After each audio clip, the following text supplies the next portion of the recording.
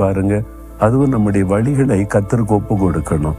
நம்ம இஷ்டப்பட்ட ஒரு வழியில நடந்து கொண்டு கர்த்தர் வாய்க்க பண்ணணும்னா நடக்காது. கர்த்தருடைய வழிகளில் நடப்பதற்கு நம்முடைய வழிகளை ஆண்டவருக்கு ஒப்பு கொடுக்கணும். ஆண்டவருக்கும் பிரியமான வழியில் நடக்க என்னை ஒப்பு கொடுக்கிறேன். அப்படி ஒப்பு கொடுத்து நீங்க காரியம் அவர் மேல விசுவாசம் வைக்கும் போது வாய்க்க பண்ணுவார். இதனால இன்றைக்கு முதலாவது உடைய வழிகளை யோசித்து பாருங்க. கர்த்தருக்கு பிரியமான வழியில நடக்கிறீங்களா? அவருக்கு சித்தமான வழியில போகிறீங்களா? அல்லது நீங்கள் நினைக்கிற மாதிரி வாழ்றீங்களான்னு யோசித்து பாருங்க.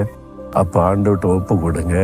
ஆண்டவரை நீர் தான் என் நம்பிக்கை, வாய்க்க பண்ணுவேன்னு விசுவாசிங்க. காரியம் வாய்க்கும். சீக்கிரத்தில் அற்புதத்தை காண்பீங்க. ஆண்டவரே, என் வழிகளை உமக்கு ஒப்புவிக்கிறேன், உண்மையில நம்பிக்கையா இருக்கிறேன், நீர் சொன்னபடி என் காரியத்தை வாய்க்க பண்ணுகிறீர்.